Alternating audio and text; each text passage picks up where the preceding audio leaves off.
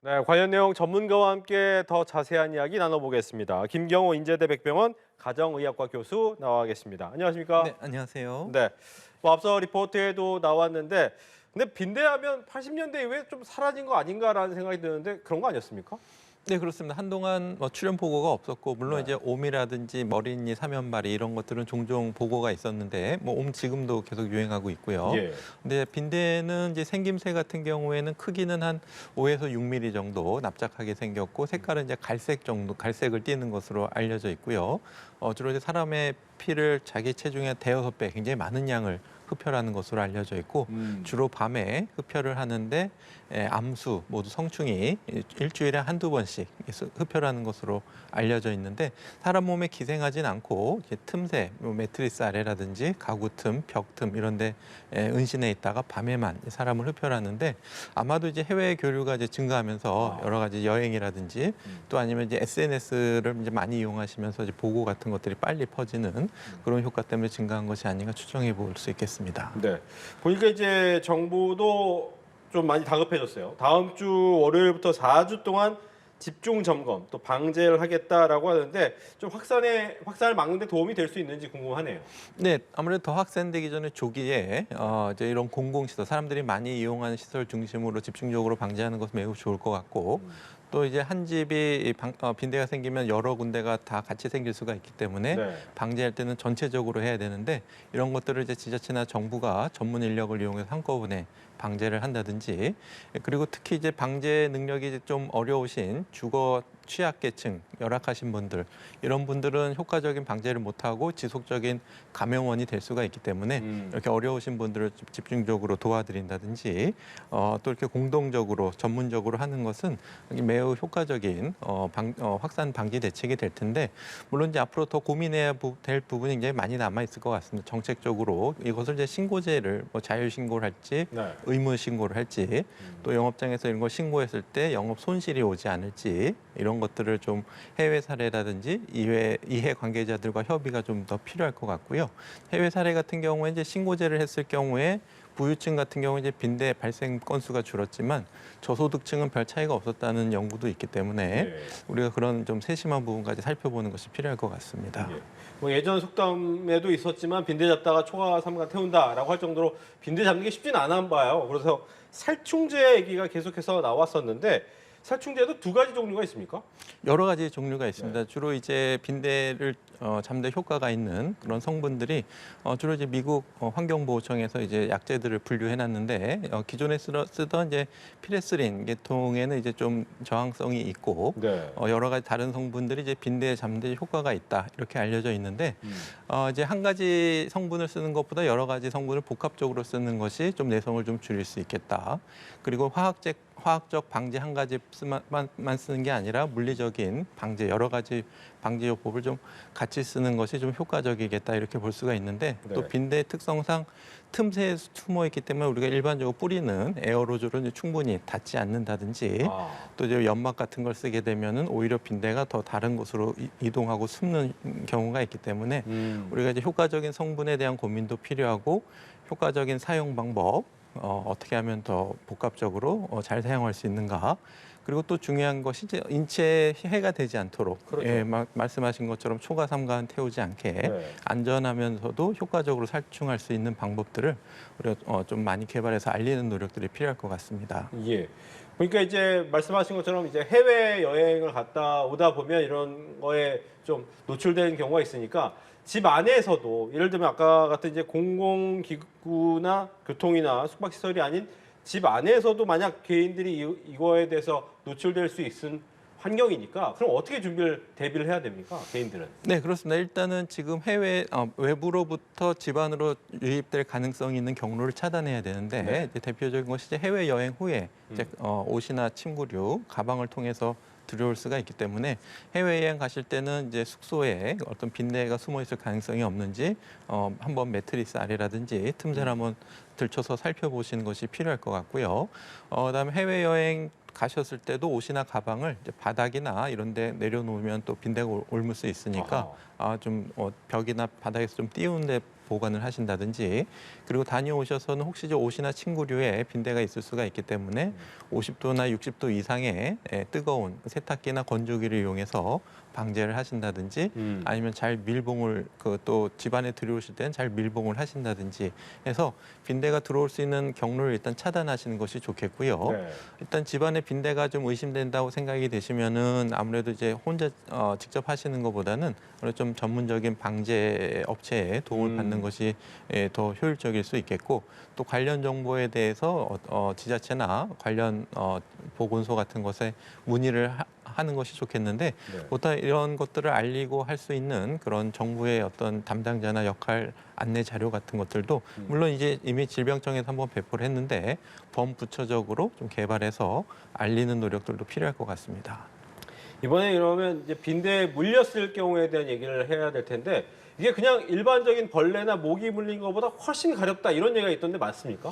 네, 개인차가 있어서 어떤 분들은 이제 조금 가려운 분도 있고 또 물리고 나서 한참 지나서 며칠 지나서 또 가렵다고 하시는 분도 있고 좀 개인차가 있을 수가 있겠습니다. 그리고 모기는 이제 날아다니면서 한두 번 문다든지 할 수가 있는데 예. 빈대는 한 번에 물 때 이제 여러 군데를 흡혈하는 것으로 알려져 있고 또 숨어 있다가 일주일에 한두 번씩 흡혈하기 때문에 이제 주기적으로 계속 물리고 또 이제 빈대가 개체 수가 늘어나게 되면은 상당히 여러 마리에 의해서 동시에 또 물릴 수가 있는데 피부에 어떤 이런 가려움증, 붓기를 일으키는 것으로만 알려져 있고 아직은 2차적으로 감염병을 이렇게 매개하지는 않는 것으로 알려져 있기 때문에 네. 인체에 이렇게 직접적인 큰 위해를 가하진 않지만은 아무래도 이렇게 반복적으로 계속 빈대가 제거가 되지 않고 밤마다 계속 물리게 되면은 네.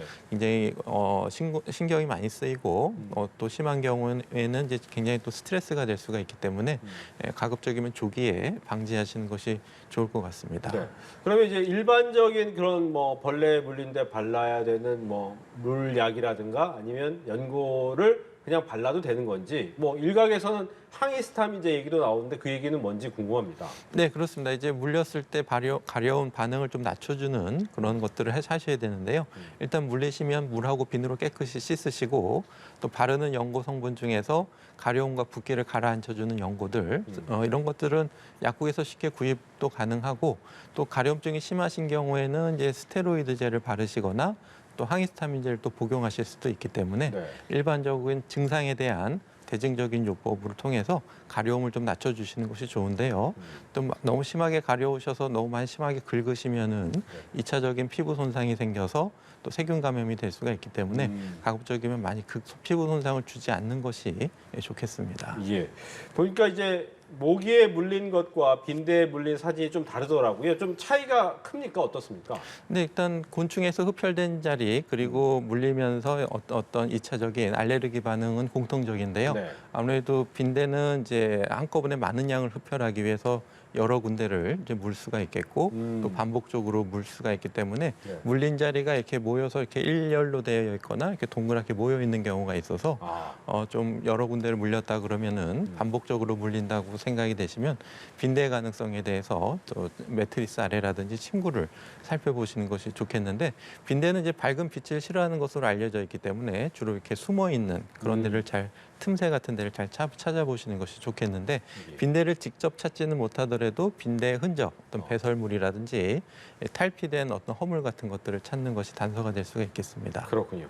이제 피를 빨아먹는 해충이기 때문에 보통 모기도 그러잖아요. 모기 때문에 옮기는 이제 전염병들이 좀 있다 보니까 혹시 빈대를 통해서 옮기는 또 병이 있지 않을까라는 우려가 있었는데 아까 잠깐 언급은 해주셨지만 거기에 대한 설명도 해주시죠. 네, 아직까지는 그 빈대를 통해서 어떤 감염병에 매개되는 것으로 알려져 있지는 않은데요. 네. 그러니까 어떤 병균이 들어왔을 때 이 병균 자체가 또 이 빈대를 감염시키고 침샘을 감염시킨다든지 이런 보고가 없기 때문에 빈대를 통해서 감염병이 아직 매개된 보고는 없어서 이제 물려서 좀 굉장히 성가신 그 정도 피해는 있지만은 아주 심각한 전염병 위험은 없다. 하지만 이것이 반복적으로 또 여러 부위를 물리기 때문에 굉장히 성가시기 때문에 또 어떤 분들은 좀 민감하시고 이런 분들은 좀 사전에 조기에 예방하고 방지하는 것이 필요할 것 같습니다. 예.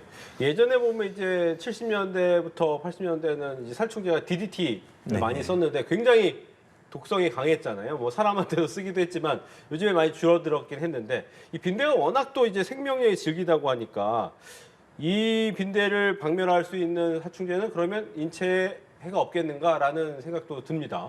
네, 그것이 가장 중요한 부분이 되겠습니다. 네. 예, 그래서 말씀하신 건 DDT 같은 경우에도 인체 유해성 때문에 지금 사용되고 있지 않는데, 말씀하신 어떤 새로운 어떤 살충제, 네오니코틴아마이드 같은 경우에도 살충 효과 충분히 있지만 또 인체에 유해하다는 어떤 신경 독성이나 생식기 독성이 있을 수 있다는 보고가 있기 때문에 우리가 어떤 살충제를 어떤 농도로 또 어떤 방법으로 쓰고 또 그것이 인체에 들어오지 않게 어느 정도로 우리가 안전하게 쓸 수 있는가, 이것이 어떤 살충제를 선택하느냐보다 더 중요할 수가 있기 때문에 우리가 안전하게 사용할 수 있는 방법을 많이 굉장히 강조하는 것이 중요할 것 같습니다. 예. 그러다 보니까 이제 일각에서는 SNS 등을 통해서 이제 민간요법이 굉장히 많이 나와요. 보니까 이제 규조토를 뿌려놨더니 괜찮더라 이런 얘기 하는데 이게 맞는 얘기인지도 궁금합니다. 네, 우선 그 미국 환경보호청의 어떤 그 자료들을 보게 되면은 이제 규조토 같은 경우에는 특별히 이제 동물의 그 빈대의 내성을 유발하진 않기 때문에 효과적으로 사용할 수 있고, 하지만 그것이 이제 빈대에 달라붙어서 수분을 이제 흡수하면서 빈대를 죽이기 때문에 네. 인체에 들어오지 흡입되지 않도록, 흡입되는 경우에 천식이나 어떤 기관지병을 일으킬 수가 있고, 또 피부에 문지르는 경우에는 우리가 피부 손상을 또 일으킬 수가 있기 때문에 빈대를 잡기 위해서 허용된 규조토의 형태만 미국 환경부에서 허용된 제품만 사용하고, 이 규조토는 그 틈새나 이런 데를 이음새에 사용하도록 이렇게 규정하고 있기 때문에 허가된 규조토를 허가된 방법으로 사용하는 정도는 큰 무리는 없을 것 같고요. 예. 말씀하신 것처럼 이제 여러 가지 잘못된 정보들에 대해서는 우리가 좀 더 공신력 있는 자료들을 좀 점검하는 노력들이 필요할 것 같습니다. 네. 그 중에 한 개가 이제 빈대 천적이 바퀴벌레다. 뭐 이런 얘기도 있고 그래서 뭐 그 얘기도 있으면서 집안에 불 켜두면 불빛을 싫어하니까 안 보이니까 없어진다 이런 얘기도 있고 이런 건 좀 과학적인 근거는 없는 거죠? 네, 그렇습니다. 그래서 물론 빈대가 이제 빛을 싫어하기는 하지만 불을 켜놓는다고 빈대가 없어지지는 않고 그렇기 때문에 이제 좀 범부처적으로 이제 질병청 또 뭐 여러 가지 환경부라든지 이런 데서 빈대에 대한 특성에 대한 또 빈대를 예방하고 우리가 안전하게 방지할 수 있는 방법들에서 안내를 해드리고, 또 스스로 방지하기 어려운 분들이 많이 계시기 때문에 그런 분들이 지속적인 감염원이 될 수가 있기 때문에 조금 재정적인 또 기술적인 지원을 통해서 우리가 이제 다 같이 방제를 해야지 좀 우리가 빈대가 확산되는 것을 너무 개인의 책임에만 맡기지 말고 네. 다 같이 노력을 해야 확산되는 것을 방지할 수 있을 것으로 생각이 됩니다. 예. 그럼 한 가지만 더 질문 드리면 뭐 얼마 전 이제 올림픽을 앞두고 있는 파리에서도 빈대 때문에 굉장히 많이 고민이 많잖아요. 이게 우리도 뭐 4주 정도 시간 두고 집중적으로 관리를 한다고 하지만 이렇게 4주 정도에 쉽게 결과가 나올 수 있는 일인지 아니면 좀 더 장기적으로 봐야 될 일인지도 궁금합니다. 네, 장기적으로 봐야 되겠죠. 예, 그래서 빈대가 또 아까 말씀하신 것처럼 생존력이 강하고 환경에 따라서는 또 온도에 따라서, 그러니까 18도에서 20도에서는 뭐 9개월에서 18개월까지 생존한다는 보고도 있기 때문에 네. 또 틈새에 숨어 있다가 또 다시 나올 수가 있고, 지속적으로 해외 교류가 일어나기 때문에 지금 방제를 했지만 또 언제든지 유입될 수가 있기 때문에 일단 집주정의 방제 작업을 하면서 현황 파악을 하고, 또 우리가 근본적으로 좀 예방할 수 있는 방법, 그리고 빈대가 있을 때 안전하고 효과적으로 방지할 수 있는 방법들에 대해서 우리가 지금 좀 제도적인 또 기술적인 또 여러 가지 알리는 노력들이 매우 필요할 것 같습니다. 알겠습니다. 이렇게 해서 최근 출몰하고 있는 빈대에 대한 이야기를 김경우 인제대 백병원 가정의학과 교수와 함께했습니다. 오늘 얘기 잘 듣습니다. 네, 감사합니다.